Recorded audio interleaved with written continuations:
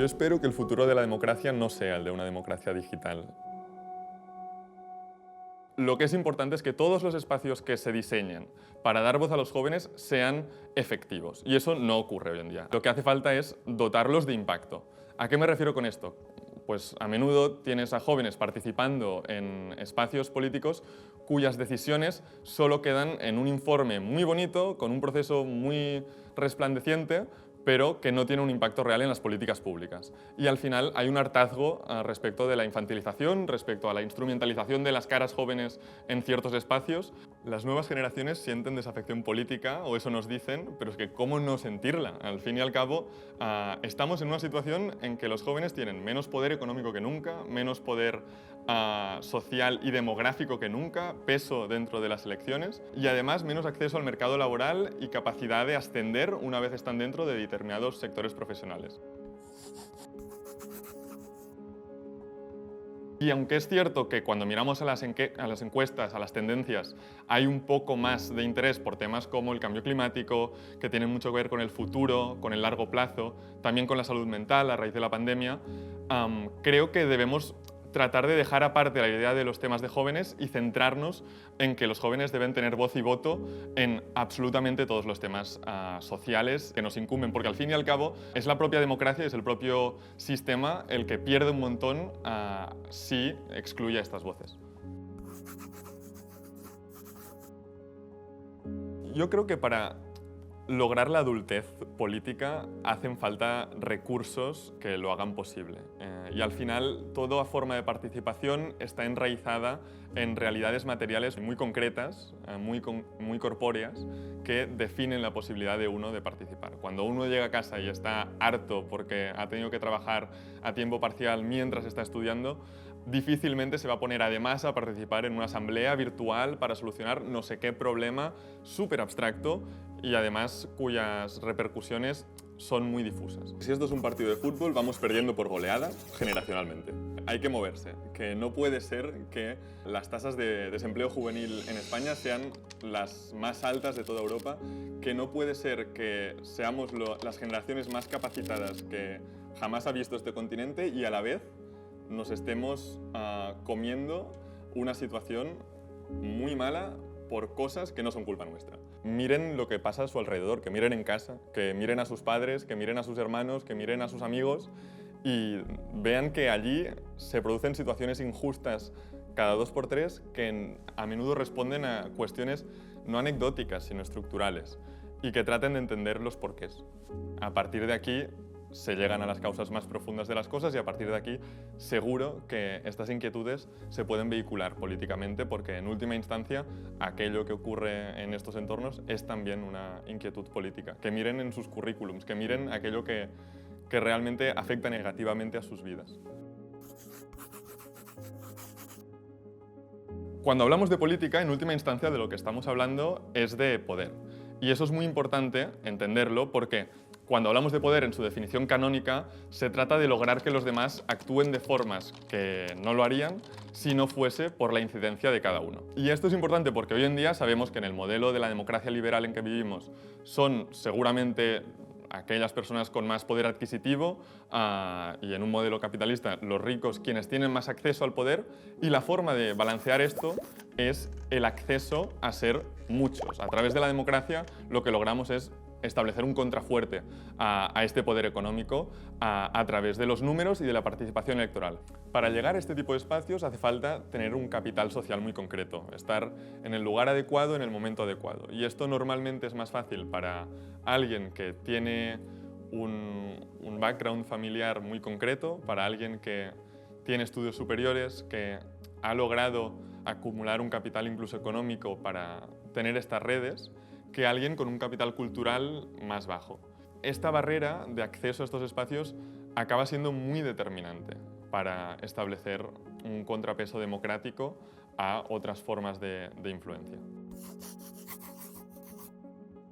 En cuanto a la relación entre redes sociales y participación ciudadana, hay muchos estudios académicos que tratan de dilucidar cómo nos estamos comportando de forma distinta. Y hay un corte generacional muy claro, lo vemos en las generaciones justo por debajo de la mía en cuanto a edad, que es que solo se han socializado políticamente a través de estas redes y en particular de TikTok, que tienen vídeos al final muy cortos que tratan de capturar la atención de los jóvenes. Y eso transforma mucho cómo se relacionan con la política. Los pequeños impactos en vídeos cuyas fuentes a menudo no están claras tengan mucha incidencia sobre su cosmovisión política. La cohesión social va de compartir salas físicas y, por qué no virtuales, pero con gente que piensa distinto. Y el gran reto de las redes sociales es que, por diseño, por defecto, estos espacios digitales terminan siendo silos donde no se comparten tiempo gente de ideologías distintas.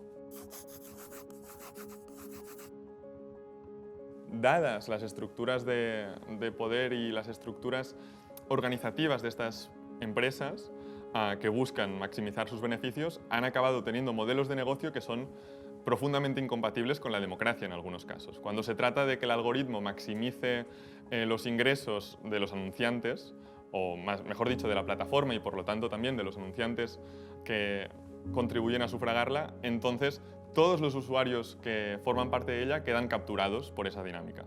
Y eso lleva, por lo tanto, a que se pasen más horas de las necesarias dentro de estas plataformas, se desvirtúe la capacidad de interactuar de forma constructiva y se creen los famosos silos, las burbujas epistémicas, y cada vez cuesta más que los ciudadanos y los usuarios de estas redes interactúen entre ellos.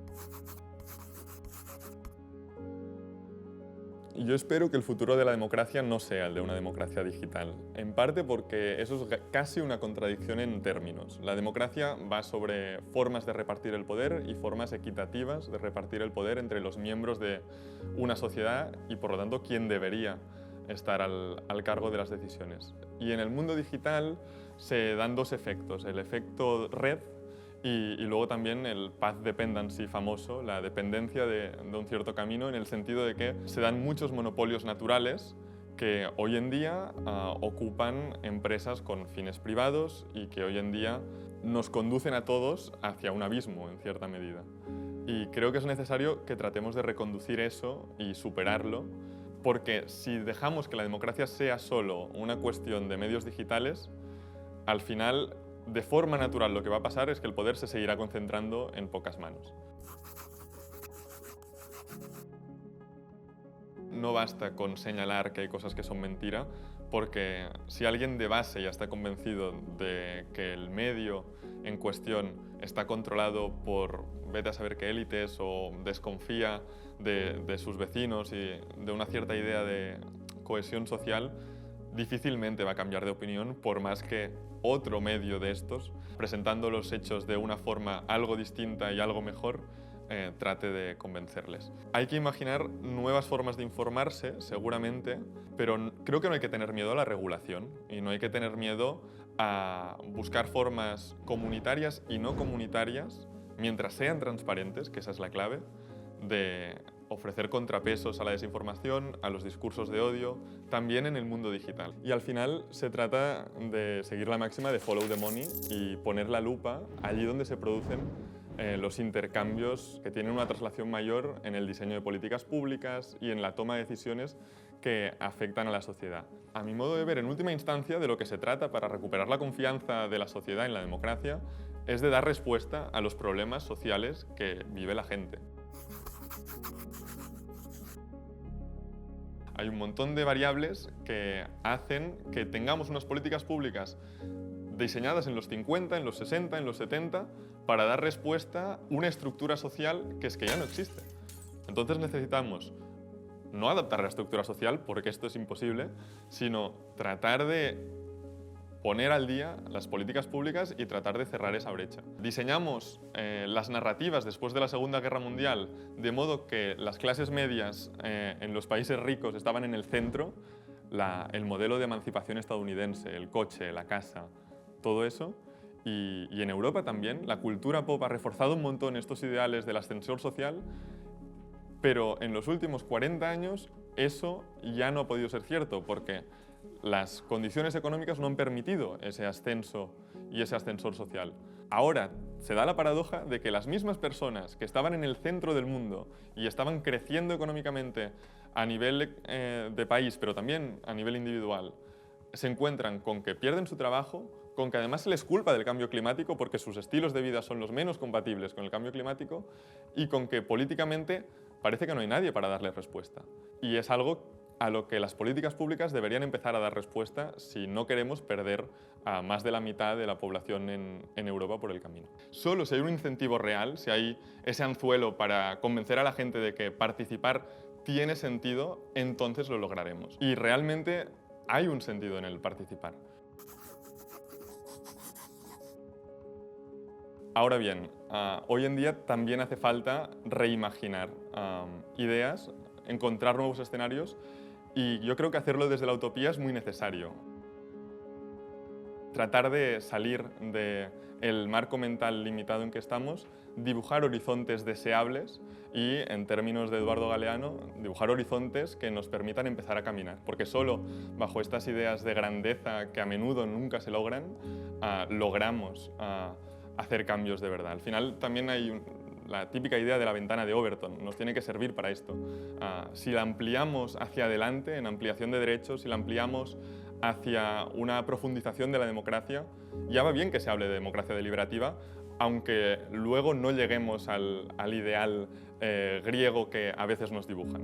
Porque al menos nos servirá para recordar que hay ciertas líneas rojas que debemos combatir. El pensamiento, aunque no lo parezca, sigue siendo el gran motor de la historia y sigue siendo una herramienta muy útil como palanca para hacer cambiar las cosas.